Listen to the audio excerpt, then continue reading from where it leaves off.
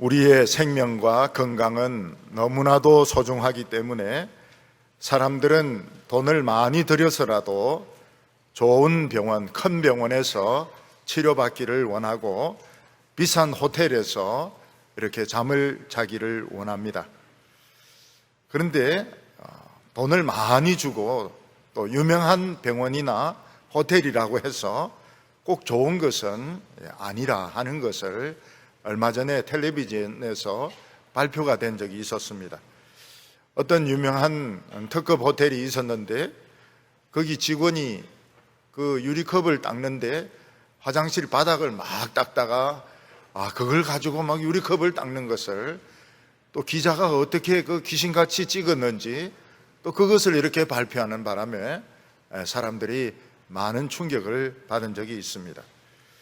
그 호텔은 지금 손님들을 속이고 있는 것이고 실제로는 가장 더러운 것을 가장 아름답게 포장해서 손님들에게 주고 있는 것입니다. 얼마 전에 서울의 유명한 병원에서는 그 중환자실에 입원해 있던 그 아기들이 오염된 그 수액 주사를 맞고 4명이나 숨지는 그런 큰 사건이 있었습니다. 이 아기들은 전부 눈도 제대로 뜨지 못하고 병에 걸린 아기들이었습니다. 세상에서 최고로 우수한 의사의 치료를 받으면서 최고로 좋은 그런 약을 가지고 치료해서 꼭 살려가지고 아름다운 인생을 살게 해야 될 텐데 그냥 어른들의 무관심 가운데서 좋지 못한 수액을 주사 맞고 죽었다고 합니다. 얼마나 어처구니없고 부모들에게는 안타까운 일인지 모르겠습니다. 어떤 음식점이 아주 유명하고 맛이 있다고 해서 거기 계속 가서 음식을 사 먹었는데 나중에 알고 보니까 재료도 형편없고 위생 상태도 좋지가 않고 심지어는 다른 손님이 먹다가 남은 것을 음식을 섞어서 제공을 했다 그러면 손님들이 굉장히 불쾌할 것이고 먹은 것을 도로 토해내고 싶을 것이고 그런 음식점은 폐쇄가 되어야 될 것입니다. 우리 인간의 영혼은 우리 인간의 신체 전체에서 가장 중요한 부분입니다. 우리의 영혼은 우리의 가치와 우리의 생명과 우리의 인격을 결정하는 제일 중요한 부분이고 바로 이 영혼에 관계되는 것이 종교 시설이나 종교 의식입니다. 그래서 이 세상에서 제일 깨끗하고 이 세상에서 제일 거룩해야 될 곳이 바로 종교 시설이고 종교 의식인 것입니다.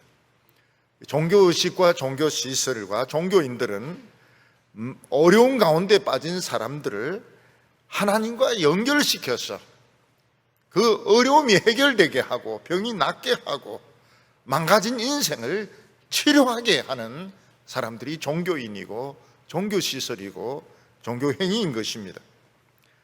그러나 종교인들의 마음속에 물질적인 탐욕이나 세상적인 생각이 들어오게 되면 그 종교시설과 종교의식과 종교인이 오염된 식당보다도 오염된 병원보다도 더 타락한 것이 되어서 사람들에게 많은 해를 끼칠 수가 있습니다.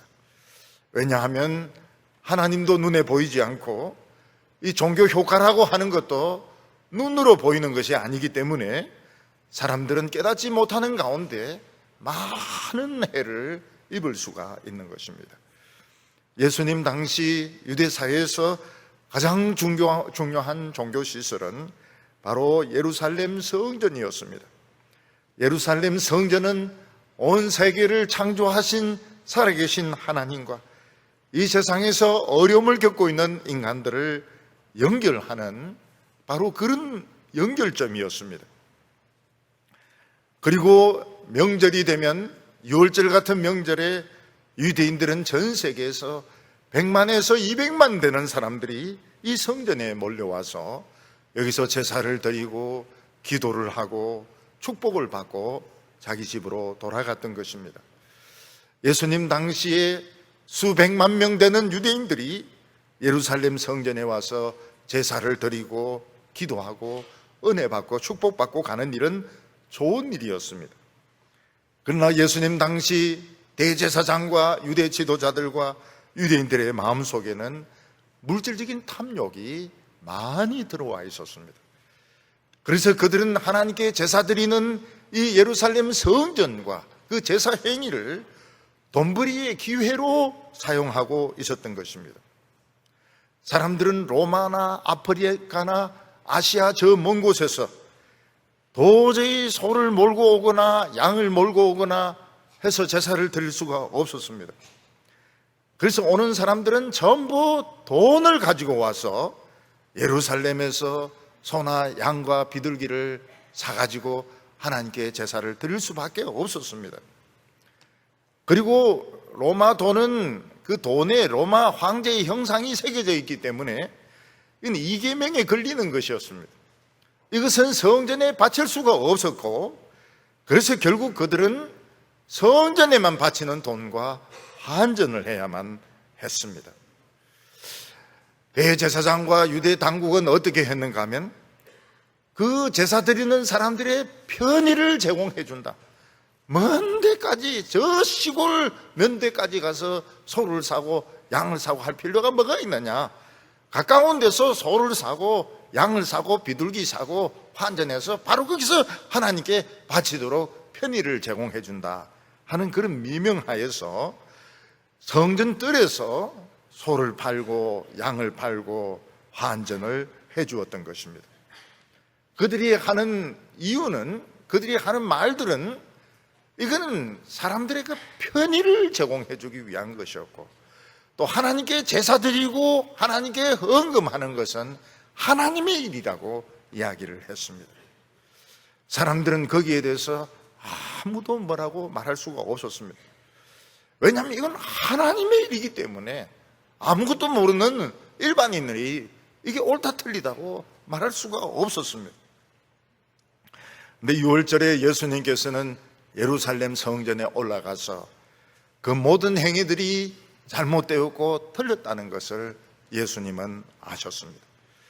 예수님께서는 분노하시면서 노건으로 찍을 만들어서 그 성전 앞마당에서 판매하는 소와 양들을 다 성전 밖으로 내어 쫓으시고, 환전하는 사람들의 상을 둘러 엎으시고 비둘기를 둘러 엎으시고, 그리고 예수님께서는 여기서 장사하지 말라고 그렇게 말씀하셨습니다.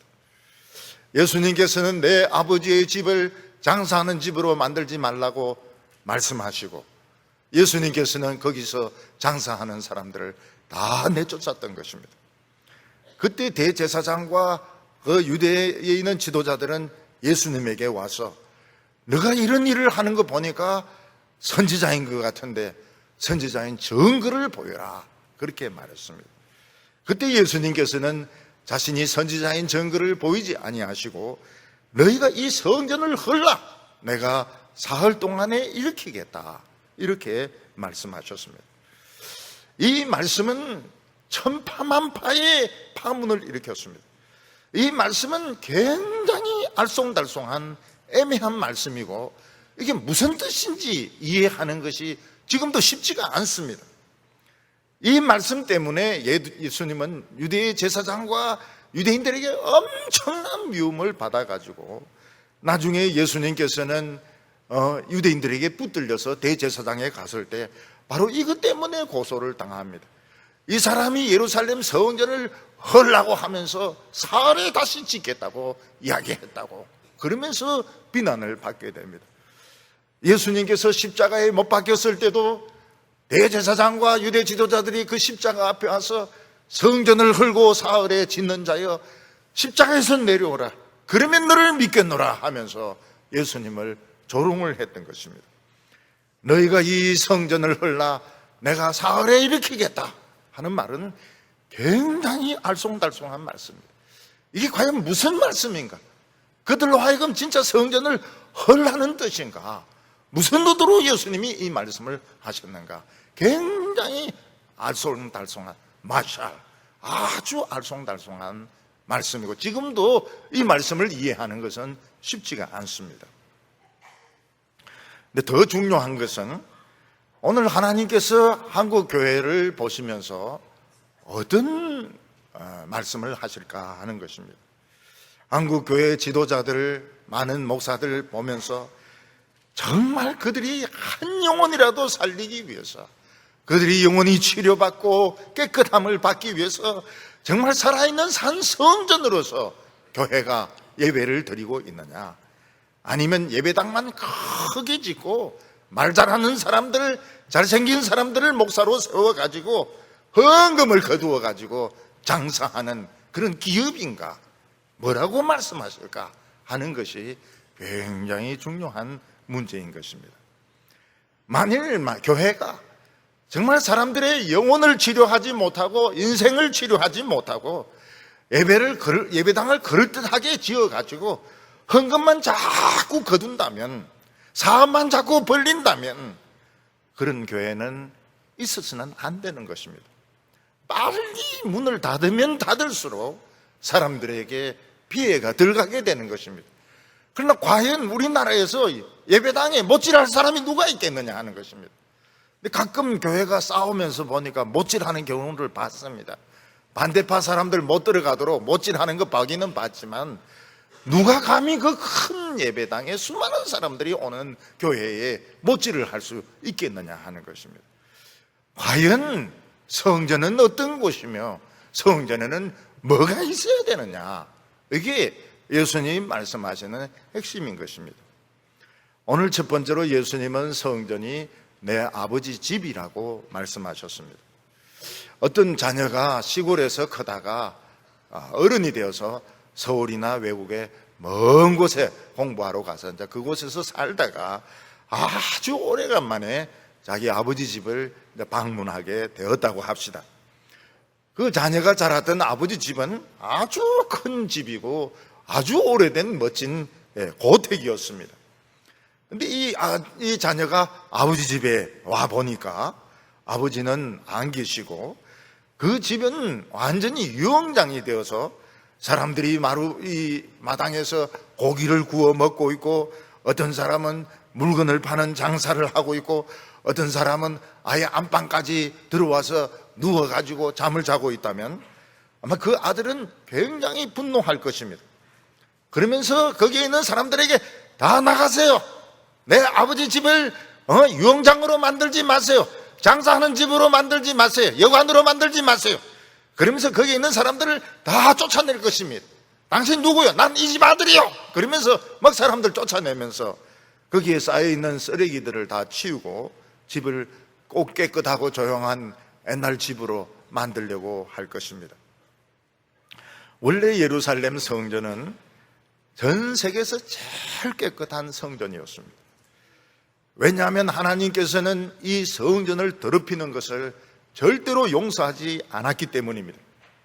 아론의 두 아들 제사장 아비후와 나답은 이 성전에서 분향을 하는데 그 제단에 있는 불씨를 가지고 와서 분향을 해야 됩니다. 그러나 딴 불을 썼던 것 같아요. 다른 불을 가지고 와서 분향을 하니까 그 향로에서 바로 불이 나와가지고 그 두 제사장이 불에 타 죽어버렸습니다. 다윗이 하나님의 언약궤를 이렇게 옮기면서 하나님의 언약궤는 반드시 제사장 4명이, 그것도 고아자손 4명이 어깨에 짊어지고 옮겨야 됩니다. 그래서 모세가 뭐라고 말하는가 하면 고아자손 4명은 꼭 살려두어야 된다고 했습니다. 하나님의 궤를 옮기려고 하면 고아자손 4명이 필요하기 때문에 딴 사람들은 죽어도 고아자손 4명은 살려두어야 된다고 이야기했습니다. 그런데 다윗은 하나님의 궤를 옮기면서 그렇게 하지 않고 블레셋 사람들이 했던 것처럼 소가 끄는 수레에 이것을, 그게 더 멋있다고 생각해서 옮기다가 타작마당에서 소가 막 뜁니다. 그러니까 우사라는 그 젊은 청년 제사장이 하나님의 궤가 땅에 떨어져서 뒹굴면 안 되니까 그걸 붙잡다가 거기서 즉사를 하게 됩니다. 옛날에 대제사장은 지성소에 들어갈 때 거기서 조금 잘못하면 죽을 수가 있었습니다. 그래서 전부 허리에 띠를 띠고 들어갔습니다. 제사장 옷은 밑에 방울이 달려 있어서 딸랑딸랑 소리가 납니다. 딸랑딸랑 소리 안 나면 죽은 거기 때문에 줄 땡겨가지고 끄집어내었습니다.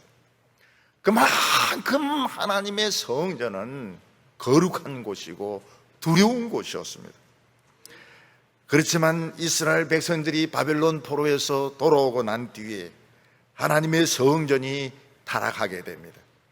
로마가 해적을 소탕하면서 여행이 안전하게 되니까 전 세계에 흩어져 있던 유대인들이 한평생 소원이 성전에 가서 제사 드리는 것이었습니다. 그래서 한평생 모은 그 돈들을 가지고 배를 타고 마차를 타고 전부 예루살렘으로 한 번 절기 때마다 100만 명에서 200만 명 되는 사람들이 예루살렘에 몰려와서 한평생에 한 번의 제사를 드렸던 것입니다. 그때 대제사장과 유대 지도자들은 그것을 자신의 돈을 버는 기회로 삼았습니다. 그래서 그들은 양과 소를 파면서 많은 이문을 남겼고 환전을 하면서 많은 돈을 벌었습니다. 떼돈을 벌었습니다. 우리 성도님들이 외국에 여행을 할 때 돈을 바꿔야 됩니다. 그 돈 바꾸고 가서 한 푼도 안 쓰고 돌아와서 또 한국 돈으로 바꾸는데 돈이 많이 줄어들게 됩니다. 그때 무슨 소리가 나옵니까? 도둑놈 하는 소리가 저절로 나오게 됩니다. 이 환전, 이자율 굉장히 무서운 것입니다. 우리가 생각하기에는 뭐 0.몇 %가 별거 아닌 것 같지만 은행에서 매기는 이자율 그거를 그 큰 빌딩을 짓고 그 월급 주고 다 하는 것입니다. 이자율이라는 게 굉장히 무서운 것이에요. 사람들은 뭣도 모르고 은행에서 돈 빌려가지고 이자 갖고 이러지만 굉장히 무서운 것입니다. 유대인들은 거기에 굉장히 그 계산이 밝았습니다. 그들은 소를 팔고 양을 팔면서 어느 정도씩 그 이윤을 붙였습니다. 그게 엄청났습니다. 여러분 100만 마리, 200만 마리 이 돈은 월드컵 올림픽 특수를 능가하는 겁니다. 월드컵 올림픽 해봐야 오는 사람들이 50만 명도 되지 않습니다. 100만 명, 150만 명, 200만 명 되는 사람들이 전부 현찰을 가져와서 소를 사고 양을 사고 환전을 합니다. 그 돈은 엄청난 덕수였던 것입니다. 대제사장과 유대 지도자들은 뭐라고 말합니까? 이거 다 이스라엘 백성들의 편의를 제공하기 위한 것이고 이거는 하나님의 일이라고, 이것은 우리 전부 다 총회에서 결정한 사항이라고 그러면서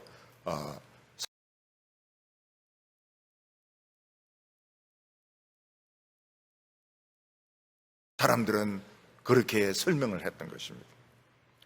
예수님은 하나님의 아들로서 성전에 올라왔을 때 이게 하나님을 덜먹어가면서 장사하고 돈 버는 것을 예수님은 당장 알아봤습니다. 예수님은 노건으로 채찍을 만들어서 소와 양을 성전에서 다 내쫓았습니다. 돈 바꾸는 자들의 돈을 다 쏟아 엎으셨습니다. 그리고 예수님께서는 무서운 말을 하십니다. 내 아버지의 집으로 장사하는 집을 만들지 말라. 예수님은 성전을 내 아버지의 집이라고 말씀하셨습니다. 이것은 예수님이 간접적으로 자신이 하나님의 아들이라는 것을 나타내는 것입니다. 하나님의 아들이 드디어 성전에 찾아오셨던 것입니다. 하나님의 아들이 성전에 찾아오는 것은 불현듯이 갑자기 찾아오는 것은 이미 구약 성경에 예언이 되었던 것이었습니다. 구약 성경에서 메시아 예언으로 유명한 성경이 스가랴서입니다. 스가랴서는 예수님이 나귀 새끼를 타고 입성할 것도 예언되어 있고 은삼십에 팔릴 것도 예언이 되어 있습니다. 근데 스가랴서 끝절이 참 이상하게 되어 있습니다. 스가랴서 마지막 절 14장 21절에 뭐라고 되어 있는가 하면 그날에 만군의 여호와의 전에 가난한 사람이 없을 것이요. 하나님의 전에 가난한 사람이 없다는 것입니다. 원래 성전에 가난한 사람들은 들어올 수가 없습니다. 근데 가난한 사람이란 히브리어는 두 가지 뜻을 가지고 있습니다. 하나는 무엇인가 하면 그냥 가난한 사람들을 말을 합니다. 또 다른 하나는 무엇을 말하는가 하면 장사하는 사람들을 가난한 사람이라고 말합니다. 왜 가난한 사람들이 장사하는 사람들일까요? 가난한 사람들 다 장사하는 사람들이니까 두 가지 뜻을 가지고 있는 겁니다. 가난한 사람도 의미하고 장사하는 사람도 의미하고. 하나님께서는 성전이 타락해가지고 성전 안에서 장사하는 사람들이 가득할 것을 내다보고 계셨던 것입니다. 예수님께서는 성전에 오셔서 장사하는 사람들을 다 내쫓으셨습니다. 구약 마지막 성경 말라기에는 더 중요한 말씀이 예언이 되어 있습니다. 그게 무엇인가 하면 마지막 날에 하나님의 사자가 하나님의 성전에 호련히 임하신다는 것입니다.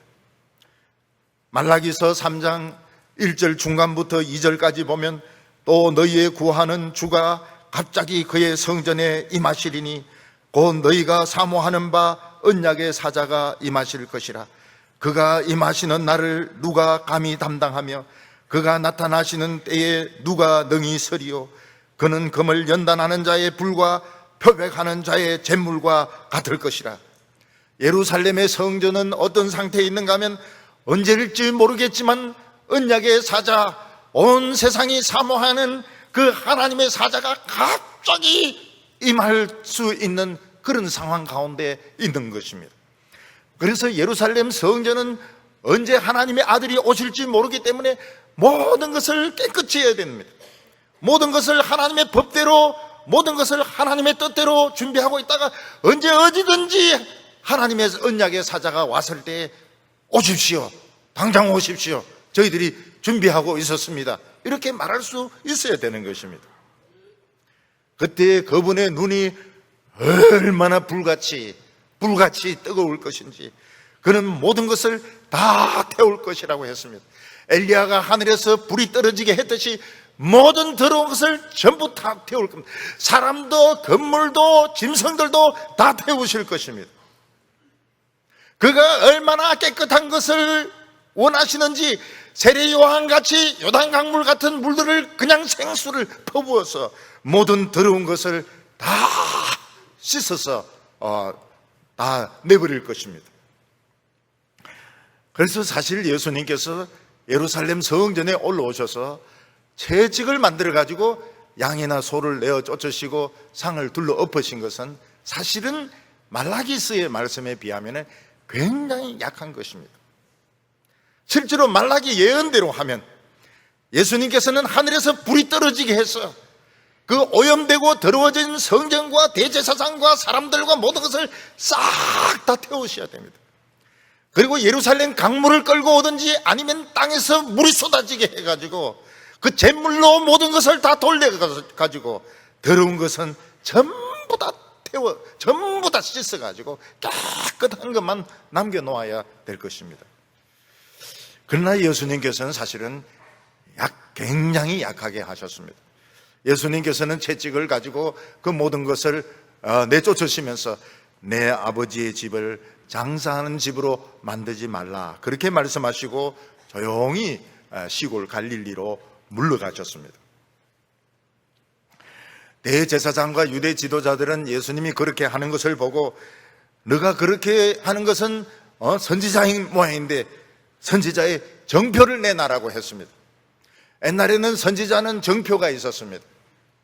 암행의사 같으면 마패를 내놔라는 것입니다. 그러나 예수님께서는 마패가 필요가 없었습니다. 하나님의 아들에게 있어서는 정표가 필요가 없습니다. 하나님의 아들은 그냥 심판하면 끝나는 것이지, 불러서 심판하고 물러서 심판하면 끝나는 것이지 정표가 필요가 없었습니다. 그러나 예수님께서는 성전을 심판하지 아니하시고 이 너희들이 지금 하고 있는 일들은 성전을 장사하는 시장으로 바꾸었다. 하나님께 예배드리는 이 성전을 장사하는 소굴로 바꾸었다, 그렇게 말씀하시고 예수님은 조용히 그곳을 물러가셨던 것입니다. 오늘 두 번째로 예수님께서 너희가 이 성전을 헐라고 말씀하신 것입니다. 예수님께서 유대 지도자들에게 이 성전을 헐라고 말씀하신 것은 사실 불가능한 것을 말씀하신 것이었습니다. 왜냐하면 거기에 있는 유대인들 중에서 감히 성전을 헐 수 있는 자는 한 명도 없었습니다. 감히 누가 그 성전을 헐 수가 있겠습니까? 성전을 헐 수 있는 사람은 아무도 없었습니다. 그러나 예수님은 이 성전을 헐라고, 너희가 이 성전을 헐라고 말씀하셨습니다. 이게 애매한 말씀입니다. 내가 이 성전을 헐겠다 이 말씀도 아니고, 너희가 이 성전을 헐라고 말씀하신 것은 굉장히 어려운 말씀, 마샬입니다. 애매한 말씀인 것입니다. 지금 이 성전은 이스라엘 백성들이, 유다 백성들이 바벨론으로 포로가 되었다가 70년 만에 돌아와서 눈물로 지어진 성전이었습니다. 그들은 이 성전을 지을 때 주위에 있는 사마리아 사람들과 다른 사람들의 시기와 방해를 받으면서 목숨을 걸고 이 성전을 지었습니다. 하나님께서 이 성전을 굉장히 기뻐하셨습니다. 이 초라한 성전을 기뻐하시고 좋아하셨습니다. 근데 헤롯이 유다의 왕이 되면서 다른 이방 신전도 많이 지었습니다.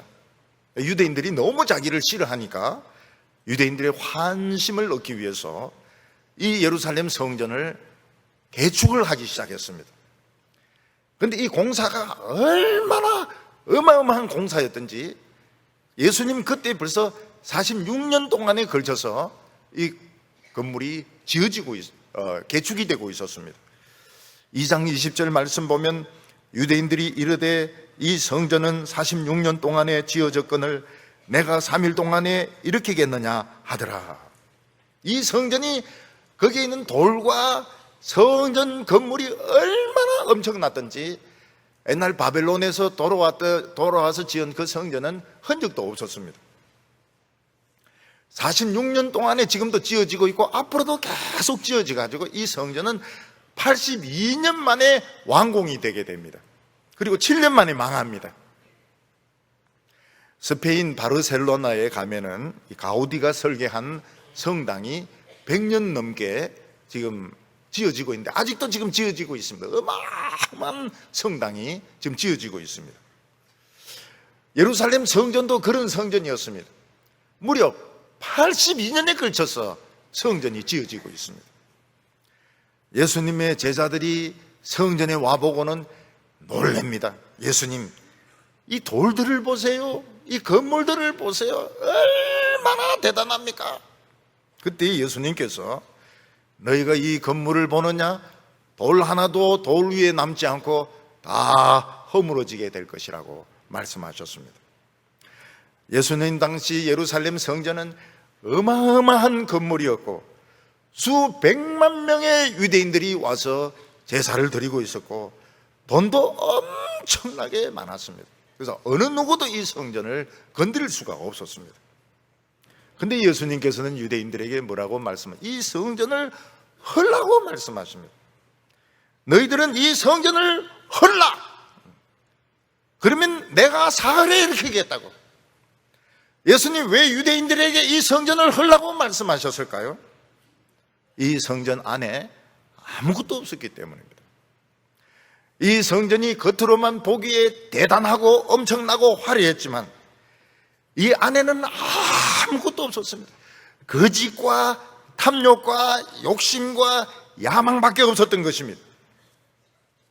이것은 마치 식당으로 치면은 불량식품이 가득한 것과 같고 병원으로 치면은 좋지 못한 의약품들이 가득한 것과 같고 이 성전은 조금이라도 그들이 양심이 있다면 이 성전을 허물어야지 할 수 있는 대로 사람들에게 이 해를 덜 끼칠 수 있는, 해를 덜 끼치게 되기 때문에 예수님께서 너희가 이 성전을 헐라고 말씀하신 것은 너희들이 조금이라도 양심이 있다면 이 성전을 헐어야 된다.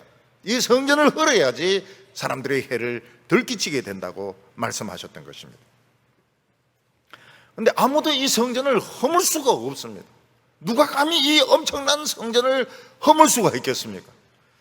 결국 30년 뒤에 로마 군인들이 와서 이 성전을 허물게 됩니다. 이 성전을 허물렀을 때 이 성전에 뭐가 있습니까? 아무것도 없었습니다. 이 안에는 하나님의 영광도 없었고 능력도 없었고 성령의 권세도 없었고 돈도 없었고 아무것도 없는 빈 깡통이었던 것입니다. 유대인들은 이 빈 깡통과 같은 이런 성전 건물에 엄청난 돈을 갖다 바치면서 그들은 예배를 드리고 제사를 드리고 기도를 하고 있었던 것입니다. 문제는 이 한국교회입니다. 한국교회는 예배당이 웅장하고 아름답기로 유명합니다. 어떤 교회는 수백억씩 들여서 수천억씩 들여서 외부를 완전히 유리로 대리석으로 그렇게 만들고 많은 교인들이 와서 헌금을 바치고 예배를 드리고 있습니다. 과연 이 성전 안에 무엇이 들어있느냐는 것입니다. 교인들은 예배를 드리면서 무엇을 넣고 가고 있느냐 하는 것입니다. 사람들은 예배당 건물만 보고서 또 목사가 말을 잘하니까, 목사가 인물이 좋으니까 꾸역꾸역 몰려듭니다. 꾸역꾸역 몰려들어요. 자가양 타고 막 꾸역꾸역 몰려들고 있습니다. 주차장이 없어가지고 막 서로 싸울 정도로 막 몰려들고 있습니다. 왜 그래 몰려듭니까? 우리 영어 배울 때 A flock gathered together, 같은 새들이 모여든다는 것입니다. 돈 있는 사람이 있는 교회는 돈 있는 사람들이 꾸역꾸역 모여들고, 공부한 사람들이 있는 곳에는 공부한 사람들이 꾸역꾸역 모여들고, 비슷한 사람들이 막 꾸역꾸역 몰려들게 되어 있습니다. 근데 중요한 것은 그 안에 뭐가 있느냐는 것입니다. 긴 말이 필요 없습니다. 교회는 딱 하나입니다. 교회는 딴 것이 필요가 없습니다. 딱 하나입니다. 성령의 역사가 흘러나와야 됩니다. 성령의 역사가 강같이 흘러나와서 우리의 양심을 지져야 되고 인생을 지져야 되고, 생수 같은 이 성령의 강수가 흘러서 더러운 것을 전부 다 씻어야 되는 겁니다. 모든 음란과 탐욕과 더러운 것과 거짓을 다 씻어내야 됩니다. 알몸뚱이만 남고 나머지 아무것도 없어도 다 씻어내야 되는 것입니다. 그래서 기도가 응답이 되고 인생이 변하고 사람이 깨끗해지는 것이 성전인 것입니다. 이 성령의 역사가 나타나지 않고 건물만 웅장하고 설교만 적당하게 하고 돌아가는 이런 교회는 해를 끼치는 교회인 겁니다. 해를 끼치는, 불량식품을 먹이고 있고 나쁜 그런 주사를 놓는 데기 때문에 양심이 있다면 문을 닫아야 됩니다. 근데 교회 문을 닫을 사람이 누가 있습니까? 교회 문 닫을 사람 아무도 없어요. 교회를 더 지었으면 더 지었지, 교회를 부수고 더 크게 만들었으면 더 크게 만들지, 교회를 부술 사람이 누가 있겠습니까? 결국은 그 헌금을 가지고 목사를 먹여 살리고, 그리고 그 헌금을 가지고 행사들을 많이 하고, 그리고 그 헌금을 가지고 명예박사학위를 사고 총회장을 사고, 나중에는 좀 먹고 마시고 즐기는 곳으로 변하게 되는 것입니다. 얼마나 많은 악을 끼치는지 없애지는 못합니다. 없앨 수 있는 용기가 있으면 좋겠는데 아무도 없애지 못합니다. 오히려 꾸역꾸역 더 몰려들게 됩니다. 그러나 그만큼 많은 해를 사람들에게 끼치고 있는 것입니다. 오늘 여기 세 번째로 예수님은 내가 사흘에 일으키겠다 이렇게 말씀하신 것입니다. 예수님께서는 말라기의 말씀대로 하지 아니하셨습니다. 말라기의 말씀에 언약의 사자, 온 세계가 사모하는 하나님의 사자가 와가지고는 금을 연단하는 불같이 연단할 것이라고 했습니다. 여러분, 금같이 사람들을 부수고 녹이고 화학약품 처리하고 이러면 다 죽습니다.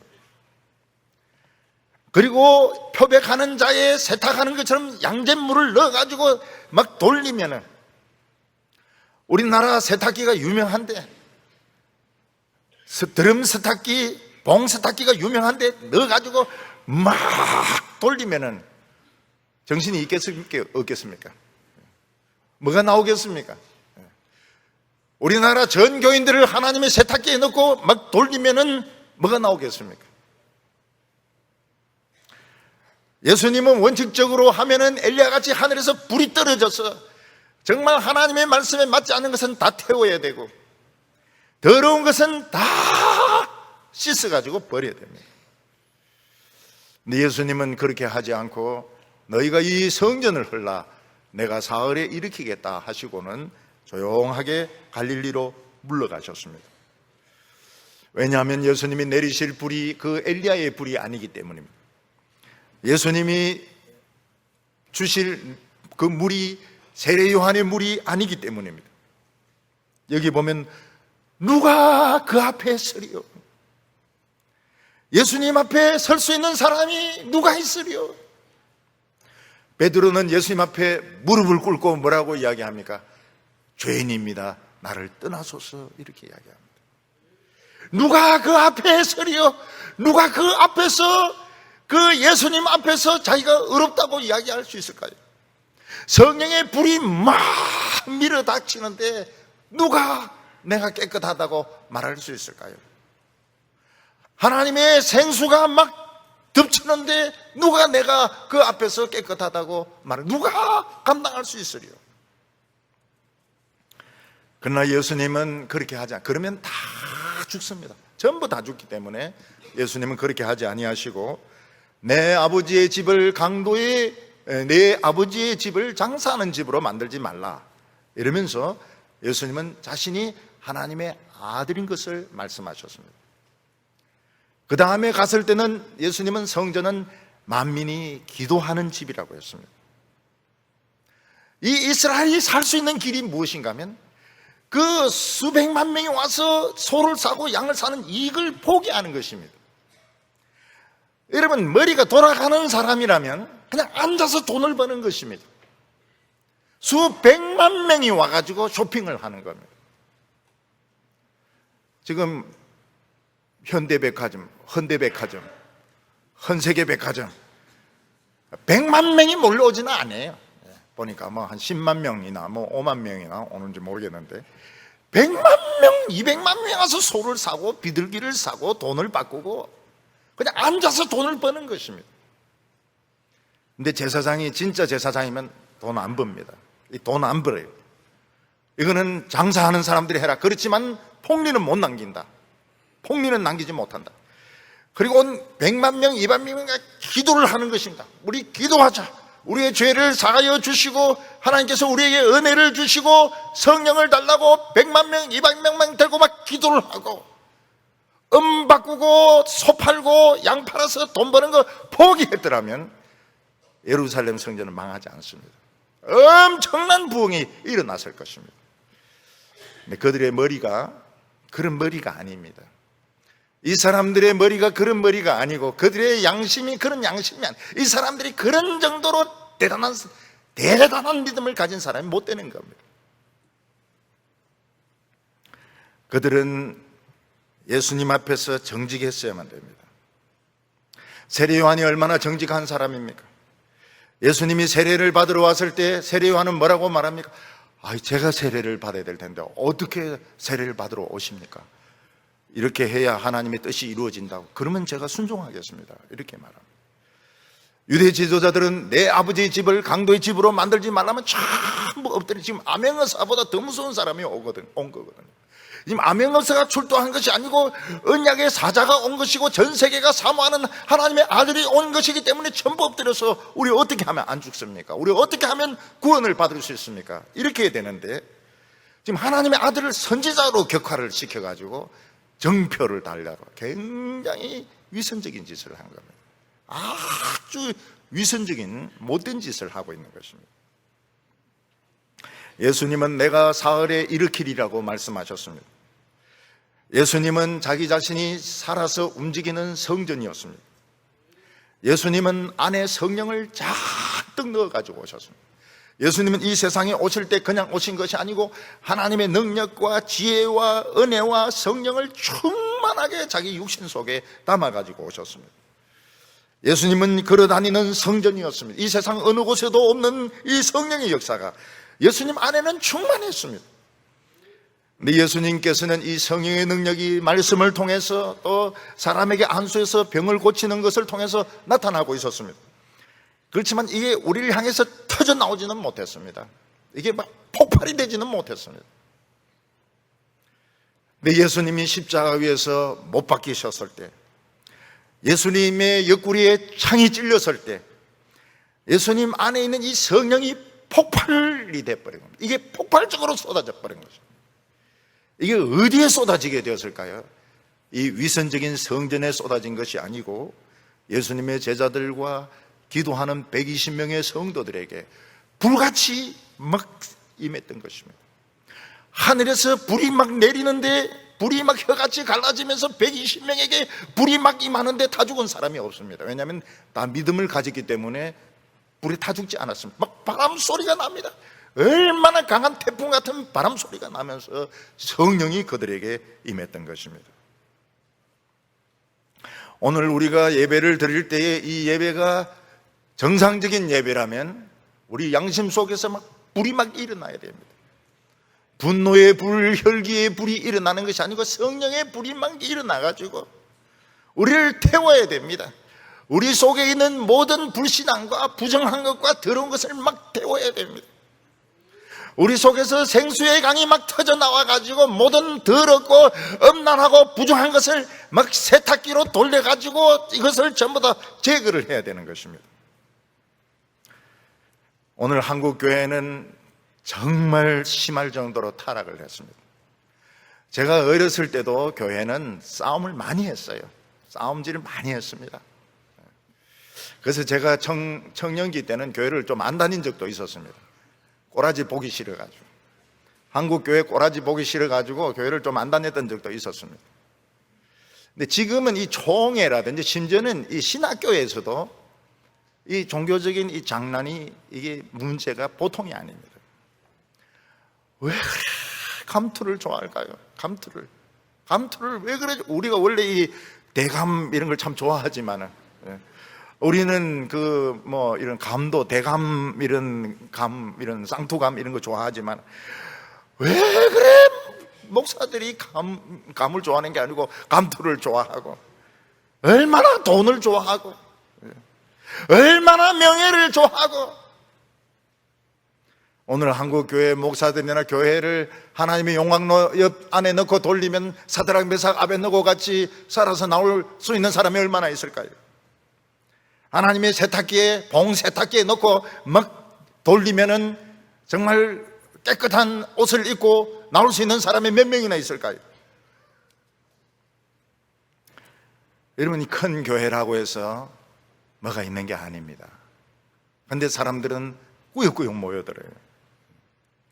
한때는 세계적으로 유명한 교회라고 하지만 불과 얼마 지나지 않아서 아무것도 없는 것으로 나타난 것이 굉장히 많고, 심지어 돈도 없어가지고 부도가 나는 경우도 많습니다. 예루살렘 성전이 예수님께서 너희들이 부수라 했을 때 부쉈으면 좋은데 나중에 로마 군인들이 부수고 보니까 진짜 돈도 없는 거예요. 돈도 딴 데 다 써버리고 돈도 없는 겁니다. 하나님의 능력도 없었고 돈도 없고 성령의 역사도 없고 아무것도 없는 빈털터리 깡통이었던 겁니다. 그들은 성전을 하나님의 집이라고 생각했지만 바벨탑이었습니다. 오늘도 한국교회는 열심히 바벨탑을 만들고 있습니다. 교회에 대해서는 말이 필요가 없습니다. 교회는 오직 성령의 역사가 불같이 임해야 됩니다. 오늘 예배 드리면서 우리에게 이 불이 막 불길이 미쳐야 됩니다. 그래서 진짜 내가 점검이 되든지 죽든지 둘 중에 하나입니다. 예배는 이 시시한 게 아닙니다. 예배는 시시한 구경거리가 아니고 불이 나와가지고 내가 점검이 되든지 다 죽든지 둘 중에 하나입니다. 예배는 이 생수가 터져나서 세탁기에서 잿물을 넣어가지고 막 돌리는 것인데 깨끗해지든지 찌꺼기가 돼서 빠지든지 둘 중에 하나인 것입니다. 누가 그 앞에 서리요? 예수님께서는 너희는 내가 일러준 말로 이미 깨끗해졌느니라고 말씀하셨습니다. 예루살렘에 120명에게 성령이 임했을 때 다 죽은 사람 아무도 없었습니다. 전부 성령의 충만함을 받았습니다. 크고 유명한 교회에서 예배 드리고 기분 좋아하는 것은 스스로 속이는 것밖에 되지 않습니다. 여러분, 바른 말씀을 찾으셔야 됩니다. 그리고 하나님의 불 앞에서 내 양심이 태움을 받고 하나님의 잿물에 내 전신을 씻어서 깨끗한, 이 한 점도 더러운 점이 없는 우리 성도들이 다 되시기를 바랍니다. 기도드리겠습니다. 거룩하신 하나님 아버지, 오늘 우리에게 언약의 사자, 오늘 우리에게 온 세계가 사모하는 그리스도를 보내주시고, 오늘 이 예배 가운데 불같은 성령, 생수 같은 성령을 부어주셔서 우리의 양심이 깨끗해지게 하여 주옵소서. 정금과 같이 만들어지게 하여 주옵소서. 세상과 같은 더러운 돈 욕심들, 세상의 더러운 거짓말들, 엄란한 것들 오늘 불로 태워주시고 물로 씻어주셔서 깨끗하게 만들어 주시기를 원합니다. 저희들이 모두 변하여 새 사람 되게 하여 주시고, 하나님 앞에서 허물없는 깨끗한 아름다운 새 인생을 시작할 수 있도록 축복하여 주시옵소서. 예수님의 이름으로 기도하옵나이다.